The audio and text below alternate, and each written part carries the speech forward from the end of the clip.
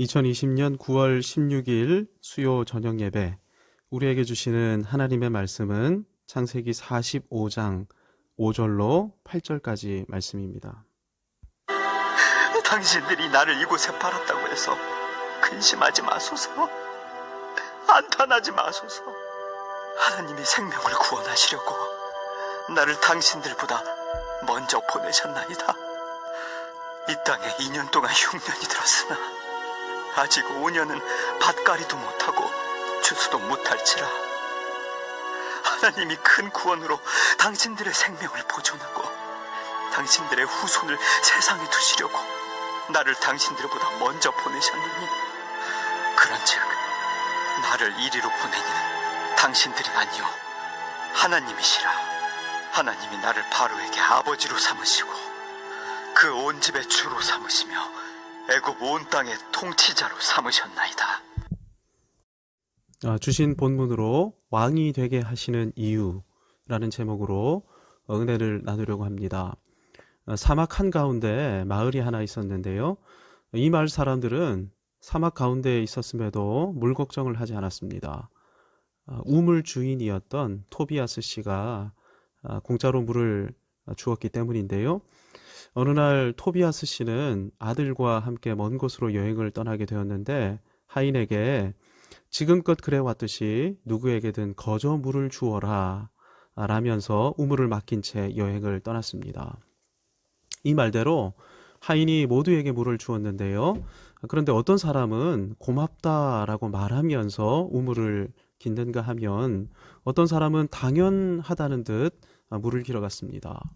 당연하다는 듯 물을 깃는 사람들을 보면서 괘씸한 마음이 생긴 하인은 고맙다고 말하는 사람에게만 물을 길어갈 수 있도록 조치했습니다.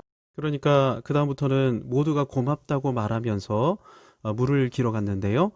그런데 하인이 지켜보니까 진심으로 고맙다고 말하는 사람이 있는가 하면 건성으로 말하거나 석연치 않은 마음으로 말하는 사람도 있는 것입니다. 또 괘씸한 마음이 생긴 하인은 진심으로 고맙다고 말하는 사람만 물을 길어갈 수 있게 했습니다. 그러다가 나중에는 자기 마음에 드는 행동을 하는 사람만 길어갈 수 있도록 했는데요.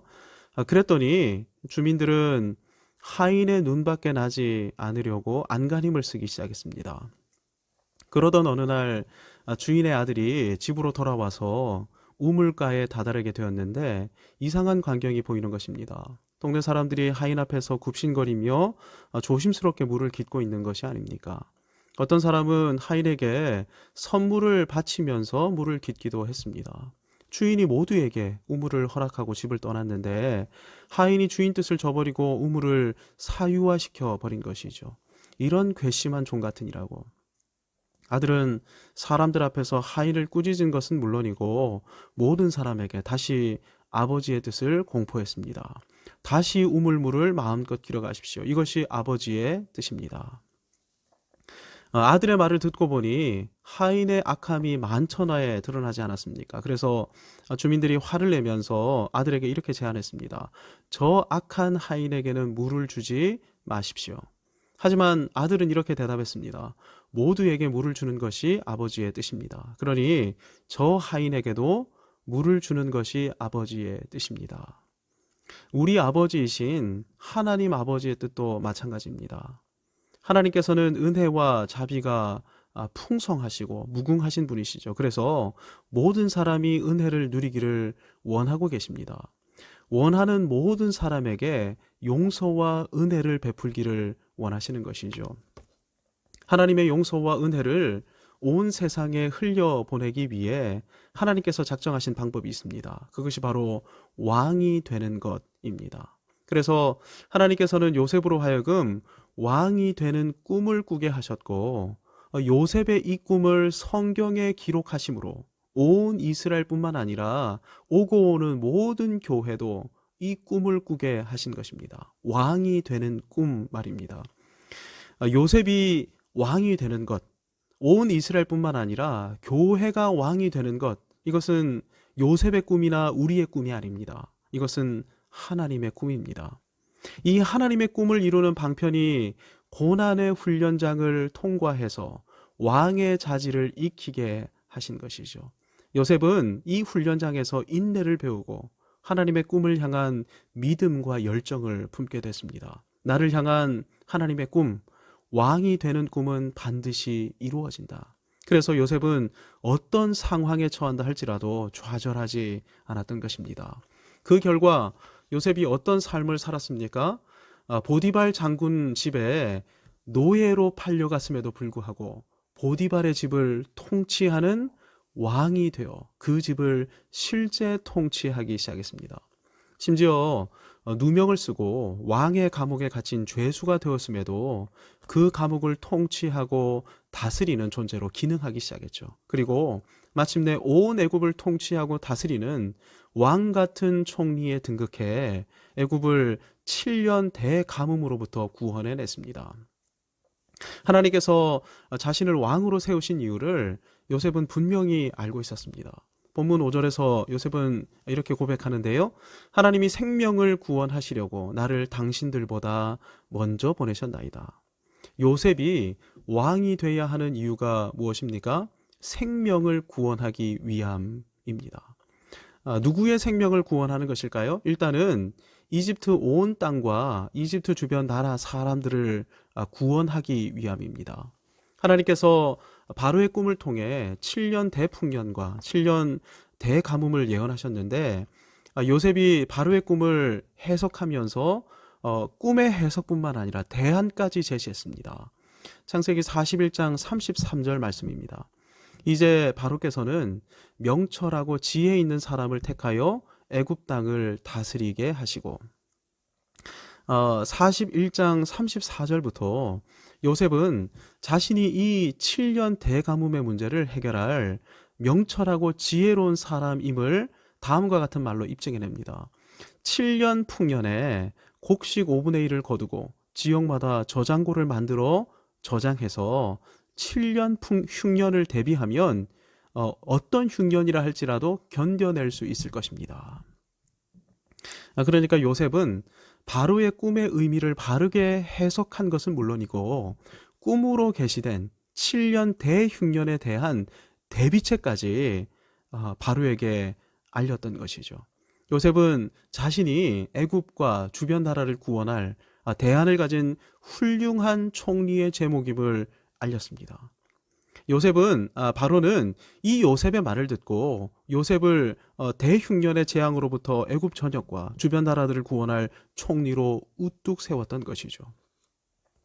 요셉은 총리가 되자마자 자신의 제안대로 전국적으로 어마어마한 곡물 저장고를 건축하는가 하면 전체 농작물을 국가가 수매해서 관리하기 시작했습니다. 그 결과 7년 대흉년의 기간 동안 요셉은 애굽과 애굽 주변의 모든 사람들이 곡식을 사 먹을 수 있게 함으로 그 사람들이 생명을 보존하도록 하였습니다. 왕 요셉은 모든 사람들이 생존할 수 있는 생명의 은혜를 베풀었던 것입니다. 하나님께서 요셉의 꿈을 통해 우리도 왕이 되는 꿈을 꾸게 하시는데요. 하나님께서 우리를 왕으로 세우시려는 이유가 무엇입니까? 모든 사람이 하나님의 은혜, 생명의 은혜를 누리는 것에 있는 것입니다. 18세기 영국의 국회의원이었던 윌리엄 윌버포스라는 인물이 있습니다. 18세기 당시 영국은 소위 해가 지지 않는 대영제국이었는데요. 그 정도로 세계 곳곳에 식민지를 두었던 나라가 영국이었습니다. 막대한 부를 축적하고 있었는데 이 막대한 부의 주요 수입원이 노예 무역과 노예 제도였습니다. 모든 사람이 하나님의 형상인데 사람을 잡아서 노예로 만들고 노예로 팔아먹는 게 말이 되지 않죠. 하나님의 은혜를 체험한 이후에 윌버포스는 노예 무역, 노예 제도를 없애는 일이 자신을 향한 하나님의 소명임을 확신했습니다. 그래서 그의 전 재산, 그의 모든 능력, 열정, 인생 전체를 모두 다 바쳐서 노예 무역 폐지 법안, 노예 제도 폐지 법안을 끊임없이 국회에 상정시켰습니다. 기회가 될 때마다 이 법안을 가지고 연설을 했습니다. 그리고 그가 죽기 사흘 전에 윌버포스는 이 모든 법안이 통과되는 것을 보고 눈을 감았습니다. 영국에서 노예 제도가 사라지게 된 계기가 이 윌버포스로부터 비롯된 것이죠. 하나님의 은혜를 온 세상에 흘려보내라고 하나님께서 우리로 하여금 왕이 되는 꿈을 꾸게 하시는 것입니다. 요셉 같은 사람이 되라고, 윌버포스 같은 사람이 되라고 말입니다. 요셉을 왕으로 세우시는 궁극적인 이유가 7절에 나옵니다. 하나님이 큰 구원으로 당신들의 생명을 보존하고 당신들의 후손을 세상에 두시려고 나를 당신들보다 먼저 보내셨나니. 여기서 당신들이란 요셉을 죽이려 했던 요셉의 10명의 형들, 그리고 요셉의 동생 베냐민을 포함하는 이스라엘 전부를 가리킵니다. 하나님께서 요셉을 왕으로 세우신 궁극적인 이유가 어디에 있습니까? 이스라엘 민족의 구원에 있는 것이죠. 오늘날의 말로 표현하면 교회의 부흥, 하나님 나라의 부흥을 위해 요셉을 왕으로, 그리고 우리 모두를 하나님께서 왕으로 세우기를 원하시는 것이죠. 요셉의 형들은 요셉을 죽이려 했던 사람들 아닙니까? 요셉을 노예로 팔아서 요셉의 인생을 비참하게 만들었고 온갖 시련과 고난을 당하게 만들었던 사람들 아닙니까? 요셉의 꿈대로 이제 형들이 요셉 앞에 머리를 조아리면서 요셉을 왕으로 인정하고 있습니다. 이런 상황이라면 이제 요셉은 충분히 형들에게 복수할 수도 있었죠. 하지만 요셉은 형들의 악한 행동이 요셉을 왕으로 세우시는 하나님의 섭리 가운데 있었던 것임을 인정합니다. 8절을 보십시오. 나를 이리로 보내리는 당신들이 아니요 하나님이시라.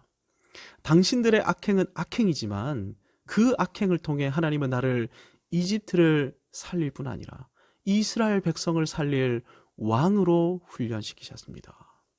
그래서 어떻게 하겠다는 것입니까? 형들을 용서하겠다는 것이죠. 신앙생활 하면서 우리는 때로 우리를 해코지하려는 사람을 만날 수도 있을 것입니다. 그런데 하나님께서 그런 사람들을 우리 주변에 붙이시는 이유가 무엇입니까? 그분들을 통해 나로 하여금 왕의 자질을 훈련시키시려는 데 있는 것이죠. 인내를 배우게 하시고 더 기도하게 하실 뿐만 아니라 마음과 행적과 행보가 더 넓어지려는 데 있는 것입니다. 그럼에도 불구하고 왕이 되는 하나님의 꿈을 믿고 훈련에 임하다 보면 이 와중에 더 훌륭한 왕이 되는 것이죠. 하나님께서 왜 이렇게 하신다고요? 훌륭한 인격을 가진 제대로 된 왕, 하나님의 구원과 은혜를 나타내는 바른 왕 같은 왕이 되라고 그분들을 우리에게 훈련 파트너로 붙여주시는 것입니다. 그러니 나를 해코지하거나 악한 행동을 하는 사람이라 할지라도 용서하는 것이 마땅한 것이죠. 이것이 우리를 왕이 되게 하시는 하나님의 뜻이고 하나님의 꿈인 것입니다.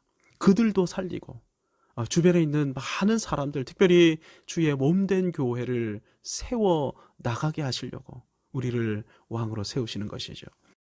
사랑하는 안천의 성도 여러분, 우리를 향한 하나님의 꿈을 붙들고 어떤 고난이 온다 할지라도 믿음으로 돌파하고 왕으로 살아가는 저와 여러분이 되기를 축복합니다. 그래서 세상 사람들에게도 하나님의 은혜를 흘려보내고 무엇보다 주님의 몸된 교회를 더욱 바르고 건강한 교회, 그럼에도 불구하고 부흥하는 교회, 하나님 나라를 세우는 공동체로 변화시키는 일에 쓰임받는 저와 여러분이 되기를 축복합니다. 어떤 사람이라도 용서하고 사랑할 수 있기를 바랍니다. 이것이 저와 여러분을 불러 왕으로 세우시려는 하나님의 계획이며 하나님의 꿈입니다.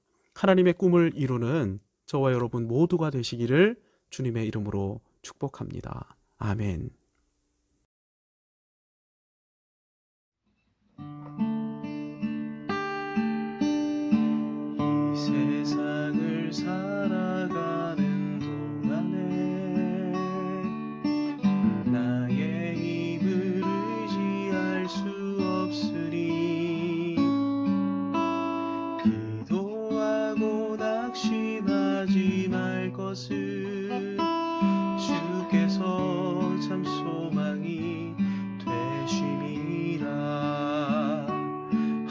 하나님의 꿈이 나의 비전이 되고 예수님의 성품이 나의 인격이 되고 성령님의 권능이 나의 능력이 되길 원하고 바라고 기도합니다. 하나님의 꿈이 나의 비전이 되고 예수님의 성품이 나의 인격이